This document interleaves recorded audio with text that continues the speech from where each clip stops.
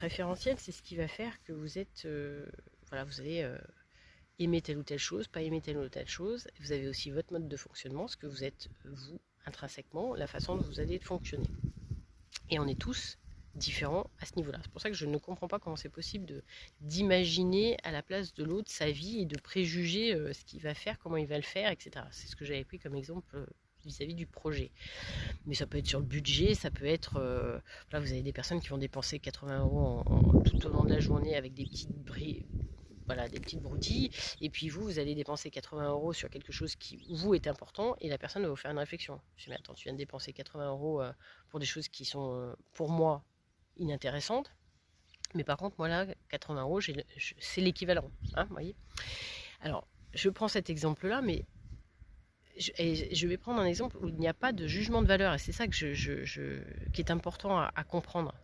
C'est que normalement, on ne devrait pas avoir à comparer ou à dire c'est mieux, c'est bien, c'est qu'est-ce qui est important pour vous et qu'est-ce qui est important pour l'autre, en respectant l'autre. Hein, c'est pas vous qui imposez quoi que ce soit à l'autre.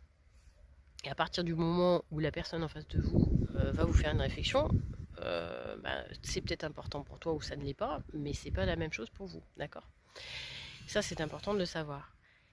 Ensuite, ce qui va être la différence, par exemple, si et encore une fois, sans jugement de valeur, si vous avez toujours été au même endroit, vous avez toujours vécu avec les mêmes personnes, que les autres cultures ne vous intéressent pas, que vous n'avez pas envie de bouger, que vous n'avez pas, vous êtes plutôt tourné vers l'avenir, pas l'avenir, mais le passé plutôt, vous voyez comme quoi le lapsus, que vous n'avez pas vécu à l'étranger, vous n'avez jamais déménagé, vous avez toujours fait le même métier, déjà votre base de référence est différente de la mienne.